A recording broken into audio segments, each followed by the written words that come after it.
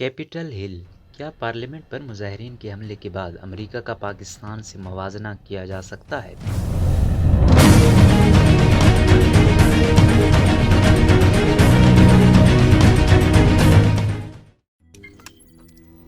روزنامہ قدرت کی ویڈیو دیکھنے کے لیے ابھی یوٹیوب چینل پر سبسکرائب کریں اور بیل آئیکن پر بھی کلک کریں۔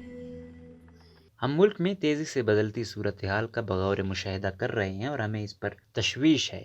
ہماری تمام فریقین سے گزارش ہے کہ وہ تحمل سے کام لیں اور ہم بات چیت کے عمل میں ہر ممکن مدد فراہم کرنے کے لیے تیار ہیں۔ یہ جملے اکثر امریکی دفتر خارجہ کی جانب سے کسی ایشیائی یا افریقی ملک کی صورتحال پر بطور تبصرہ سننے کو ملتے ہیں، لیکن چند گھنٹوں پہلے تک پاکستانیوں نے یہ نہیں سوچا تھا کہ وہ لگ بھگ انہی الفاظ کے ساتھ امریکہ کی صورتحال پر تشویش کا اظہار کریں گے۔ گزشتہ روز امریکی کانگریس کی جانب سے نومنتخب صدر جو بائیڈن کی الیکٹورل کالج میں فتح کی باقاعدہ توثیق کے عمل کے دوران صدر ٹرمپ کے حامیوں کا کیپٹل ہل پر چلے جانا پاکستان سمیت دنیا بھر کے سوشل میڈیا صارفین کے لیے نیا تھا اور وہ کچھ انہی الفاظ کے ساتھ وہاں کی سیاسی صورتحال پر تبصرہ کرتے اور تشویش کا اظہار کرتے نظر آئے۔ تاہم صرف عام عوام ہی نہیں بلکہ دنیا کے متعدد ممالک کے رہنماؤں نے بھی امریکہ کی سیاسی صورتحال پر کچھ اس قسم کا رد عمل دیا۔ انڈیا کے وزیر اعظم نریندر مودی نے ٹوئٹر پر اپنے پیغام میں کہا کہ انہیں واشنگٹن ڈی سی میں ہونے والے فسادات اور تشدد پر تشویش ہے اور اقتدار کی پرامن منتقلی کو یقینی بنانا چاہیے۔ وزیر اعظم نریندر مودی کے علاوہ نیوزی لینڈ، آسٹریلیا، ترکی اور برطانیہ کے سربراہان نے بھی کیپٹل ہل پر مظاہرین کے حملے کی مذمت کی۔ برطانوی وزیر اعظم نے تو ان مناظر کو شرمناک تک کہہ ڈالا۔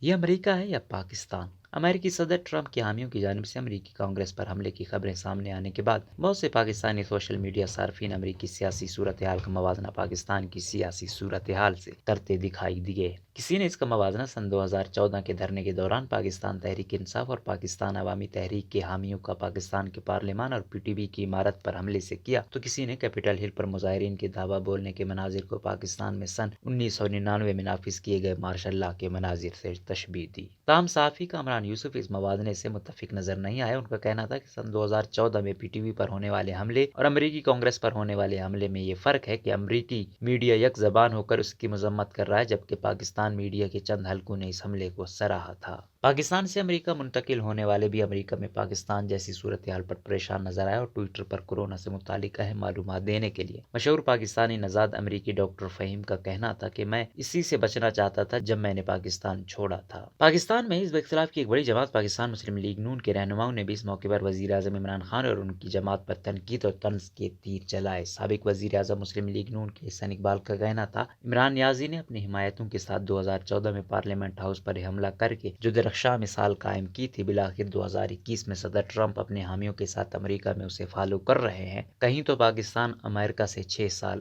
آگے ہے۔ جبکہ چند ٹوئٹر صارفین کی جانب سے اس صورتحال کو امریکہ کے لیے مکافات عمل قرار دیا گیا۔ صارف انور لودھی نے اس پر تبصرہ کرتے ہوئے کہا کہ امریکہ دوسرے ملکوں میں جمہوریت کے نام پر بدامنی اور انتشار کا جو کھیل کھیلتا رہا ہے، آج اسے اپنے ملک میں اسی کھیل کا سامنا ہے۔ جب امریکی صدر ٹرمپ کے حامیوں کی جانب سے کیپٹل ہل کا محاصرہ جاری تھا تو صدر ٹرمپ نے سوشل میڈیا اکاؤنٹ سے ایک ویڈیو جاری کی جس میں انہوں نے حملہ آوروں اور حملے کی مذمت تو نہیں کی، لیکن الیکشن میں دھاندلی کے الزامات دہراتے ہوئے اپنے حمایتوں سے پولیس کے ساتھ تعاون کرنے کی تلقین ضرور کی۔ تاہم اس ویڈیو کو ٹوئٹر اور فیس بک کی جانب سے یہ کہہ کر ہٹا دیا گیا کہ یہ پیغام مزید انتشار اور بدامنی کا باعث بن سکتا ہے۔ اس کے علاوہ ٹوئٹر نے صدر ٹرمپ کا اکاؤنٹ 12 جبکہ فیس بک نے 24 گھنٹوں کے لیے معطل بھی کر دیا، جس پر متعدد پاکستانی اور عراقی صارفین یہ سوال پوچھتے نظر آئے کہ کیا ایسے شخص کے ہاتھ میں ایٹمی ہتھیار محفوظ ہیں جس کو اپنا سوشل میڈیا استعمال کرنے کی اجازت نہیں۔ یہ دن امریکہ کے لیے ہی نہیں بلکہ جمہوریت کے لیے بھی سیاہ دن ہے۔ اقرا یونیورسٹی میں اسسٹنٹ پروفیسر اور امریکی سیاست اور خارجہ امور کے ماہر ڈاکٹر تصور حسین کا کہنا ہے کہ امریکی تاریخ میں بہت سے پرتشدد مظاہرے ہوئے، لیکن سن 1812 کے بعد یہ پہلی مرتبہ ہے کہ امریکی کانگریس پر حملہ کیا گیا ہو۔ ماضی اور حال کے حملوں کا موازنہ کرتے ہوئے ان کا کہنا تھا کہ سن 1812 میں بھی کیپٹل ہل پر حملہ برطانوی سامراجی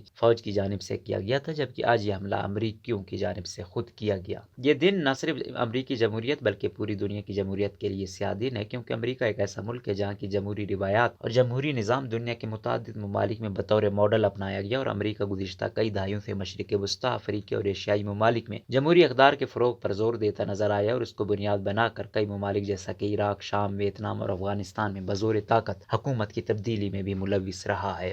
ڈاکٹر تصور حسین کا کہنا ہے کہ اس واقعے سے امریکہ کا تشخص بطور بہترین جمہوریت بہت متاثر ہوا ہے، جسے دوبارہ بحال کرنے میں کئی سال لگ سکتے ہیں۔ کیا امریکہ کی صورتحال پاکستان جیسی ہے؟ ڈاکٹر تصور حسین متعدد ٹویٹر صارفین کی اس تبصرے سے متفق نہیں کہ امریکہ کی سیاسی صورتحال پاکستان جیسی ہے یا آئندہ کچھ دنوں میں حالات ماشاء اللہ کی طرف جا سکتے ہیں۔ ان کے مطابق ہم پاکستان کی لیڈرشپ کا موازنہ امریکی لیڈرشپ سے تو کر سکتے ہیں، لیکن امریکی سیاسی اداروں کا موازنہ پاکستان کے اداروں سے نہیں کیا جا سکتا۔ ڈاکٹر تصور حسین کے مطابق امریکی جمہوری ادارے اپنی جمہوری اقدار کا تحفظ کرنا بخوبی جانتے ہیں۔ امریکی پارلیمان، عدالتیں اور سیکیورٹی ادارے اتنے مستحکم ہیں کہ وہ جمہوریت کا تسلسل یقینی بنا سکیں، تاہم پاکستان میں ایسا نہیں۔ لہٰذا ہم یہ تو کہہ سکتے ہیں کہ پاکستان میں سیاسی رہنماؤں کا طرز حکومت امریکی صدر ٹرمپ جیسا ہے، لیکن وہاں کی سیاسی صورتحال پاکستان جیسی نہیں ہے۔